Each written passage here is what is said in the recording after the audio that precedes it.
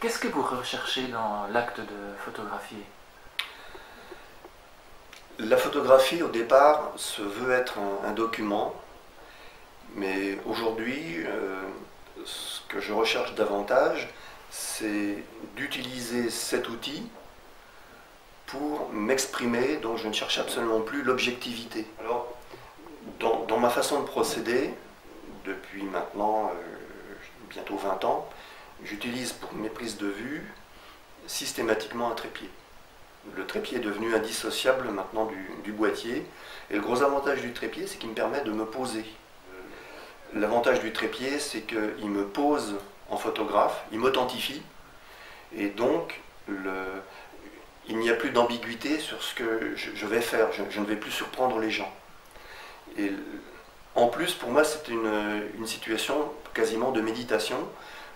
Le trépied est posé, je me pose à côté, je ressens les choses.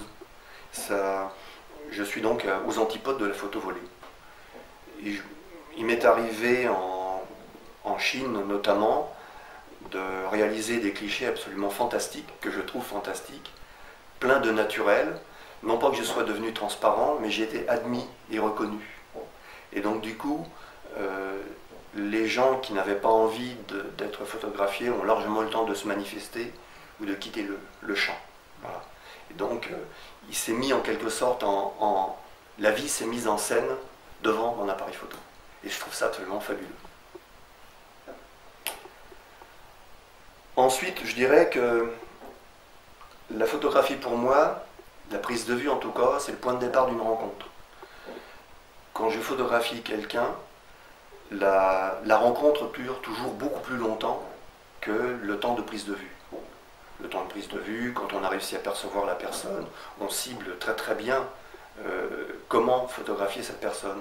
On sait ce qu'elle est prête à offrir d'elle-même, ce qu'elle a envie de montrer d'elle-même, et donc le champ de prise de vue va se resserrer et va être bien canalisé. Et jamais je ne force les gens. J'aime bien aller au plus loin de ce que les gens peuvent me donner, mais il y a toujours cette frontière ténue qu'il ne faut pas dépasser.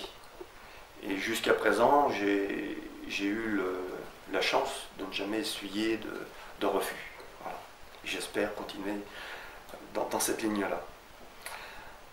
Une fois que l'image est réalisée, ce que je recherche pour moi, et c'est vraiment un objectif constant, c'est que l'image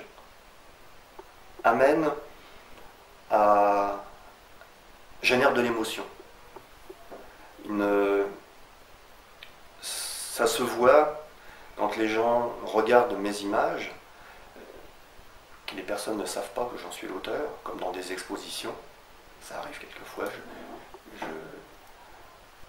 je me fais spectateur. Et ce que j'aime bien, c'est de voir les gens qui épluchent, qui se reculent un petit peu, qui ravancent, qui discutent avec leurs amis. Il y a donc tout un questionnement, il se passe quelque chose, il y a un échange, il y a une communication, il y a forcément de l'émotion qui passe. Voilà. Ça me plaît énormément d'atteindre cet objectif-là. Et d'autre part, en fin de compte d'ailleurs, ce qui me plaît aussi, c'est qu'une photo génère du rêve et génère une narration. Je m'en suis rendu compte parce que j'ai un très grand ami, Robert Vigneault, écrivain, poète, que mes photos m'ont inspiré, et il a écrit des textes absolument fabuleux à partir de ces images-là. Et chacun de ces textes est un conte, et aussi l'expression d'un rêve. Et j'ai appris que ces images-là pouvaient contenir cette force de narration. Et maintenant, j'y suis attaché et j'essaie de le retrouver, de retrouver cette force-là dans toutes mes images.